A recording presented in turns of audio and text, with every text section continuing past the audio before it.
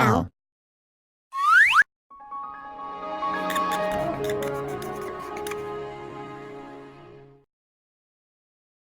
One night after Christmas, it was a chilly, snowy, windy night as ice is still on the road. Adults are shoving the snow out of the way so they can drive by the morning. Other than that, there's a point you don't always shove out the snow late at night.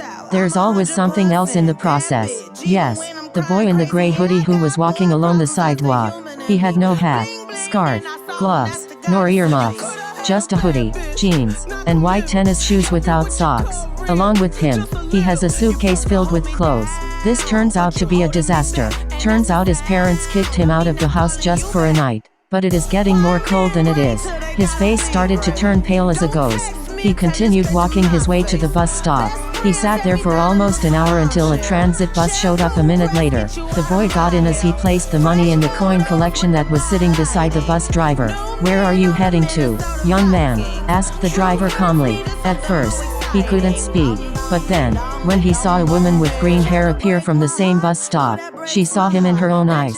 She had oversized square-shaped glasses, light blue eyes, green hair dye, has on a large hot pink coat, and just a beanie. At first, the boy tried to take a step away from that woman, but then, the woman changed her mind and excitedly replied, "Hey, are you Toris Anderson? Holy crap, I'm glad I bumped into you. I'm Bloo. I saw you doing the food challenge in your video." She introduced as she pulled out her hand so he could shake hands with her. He shakes his hand as well.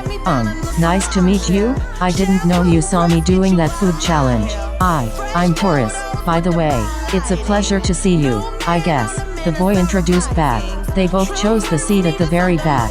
"So, Toris, where are you heading to?" Bloo smiled. Her lips are as pink as Santa's cheeks. The bus then was going at the time. The driver obviously had to slow it down because of the ice and snow on the road at the same time. Toris was nervous to tell Bloo about his horror at his family's home, but come to think of it, he felt like he needed a nice, perfect family and a home to stay. "I don't know. I left my home. My family had issues with me. I have nothing to do but to pack my things and go." Toris suddenly saddened. Bloo was in shock when she notices Toris almost halfway crying. There were almost tears halfway down from his watery eyes. "Here, I've got an idea. Why don't you stay at my place for a while? So that way, you don't have to worry about your family being rude to you anymore? Would you like that?" Bloo calmly asked as she wiped a tear from Toris' cheek. "Hey, it's going to be okay. You'll be most likely happy to live with me and my family. I'm going to treat you like my very own son. I can treat you like a great mother." Toris seemed to agree. He can be away from his family for a while without looking back at them. "I also have sons at the same age as you. They can treat you like your very brothers, too," Bloo added. Toris nodded everything she said with agreement. "Also, one last thing to tell you. When we get to my house, I'll feed you. You can take a shower, and you can also sleep in my son's bedroom. They all share the same room, so would you agree as well?" Bloo finished off her last sentence. "That'll be great.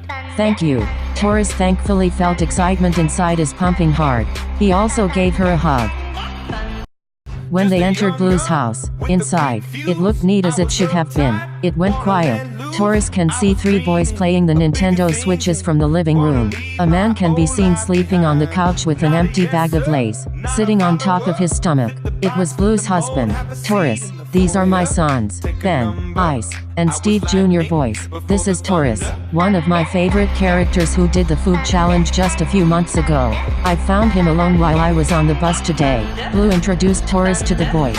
The boys seemed to like him as well. Then, she tried waking up Steve Sr., who turned out to be her husband. She tried patting him and he did wake up. "Oh, hey, sweetheart. Sorry I slept so hard. Anyways, did you get the fruits for tomorrow?" Steve Sr. yawned loud as a lion. He sleepily got up and puts on his eyeglasses. "Unfortunately, I didn't. I'm sorry, honey. The cashier told me it costs $13.45 and I spent $6.57 on cereal, milk, sweets, drinks, and cake, so I had to put the fruits back.